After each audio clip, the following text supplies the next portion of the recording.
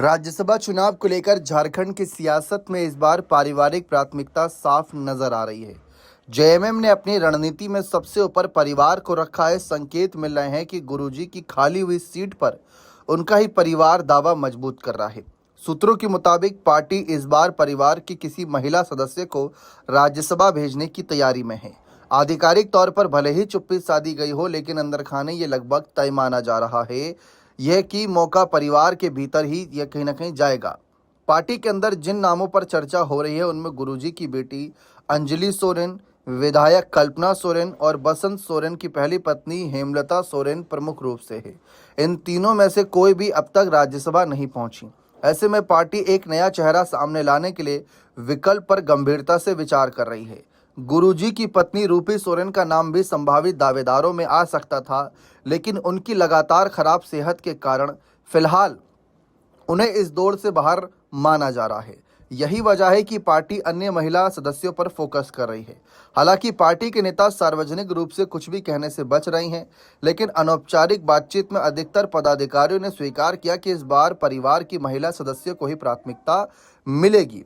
इस बीच आपको बता दें कि चर्चा जिस तरीके से हेमलता की हुई, उसमें कारण ये माना जा रहा है कि इनकी सबसे बड़ी दावेदारी इस बात की है कि कल्पना सोरेन इस समय विधायक हैं, अंजलि सोरेन गुरुजी की बेटी हैं, लेकिन राज्य स्तर पर इनका कहीं ना कहीं हेमंत सोरेन लाभ ले सकते हैं, इनको आगे कर सकते हैं, ताकि राज्य स्तर नज़रिए से पार्टी को और ज़्यादा मजबूत किया जा सके।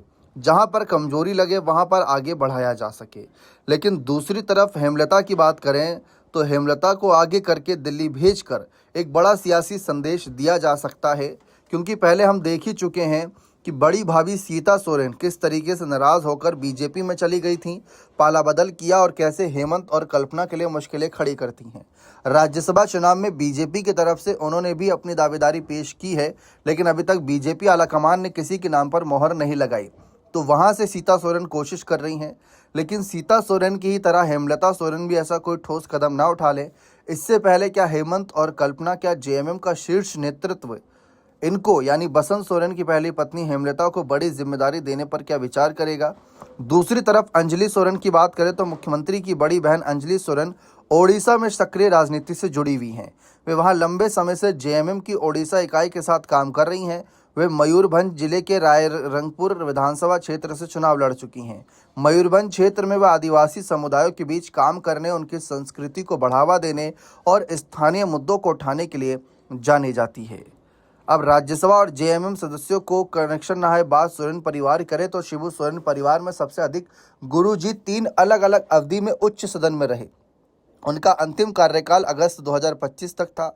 वहीं गुरुजी के दूसरे बेटे मुख्यमंत्री हेमंत सोरेन ने 2009 में राज्यसभा सदस्य के रूप में कार्य किया था। इसके बाद वे सक्रिय राजनीति में राज्य स्तर पर केंद्रित हो गए। फिलहाल इसके अतिरिक्त बसंत सोरेन ने 2016 में राज्यसभा चुनाव लड़ा था, लेकिन वे जीत नहीं सके। पार्टी से बात करें तो केडी सिंह जेएमएम के कोटे से राज्यसभा सांसद थे, 2014 में इस्तीफा दिया था। वहीं स्टीफन मरांडी भी सदस्य रहे, इनका कार्यकाल समय से पहले समाप्त हो गया। अब जिस तरीके से चर्चा है, जिस तरीके से लड़ाई है, जो इनके पास संख्या बल है, उसके आधार पर तो कहा जा रहा है कि आसानी से जो है कोई भी एक चुना जा सकता है। जेएमएम की तरफ से दूसरे कैंडिडेट की भी जीत हो सकती है, लेकिन दूसरी सीट पर कांग्रेस भी बहुत जोर लगा रही है। फिलहाल देखते हैं आगे क्या माहौल बनता है और किसके नाम पर मोहर लगती है। बने रहें चैनल के साथ। बहुत बहुत शुक्रिया।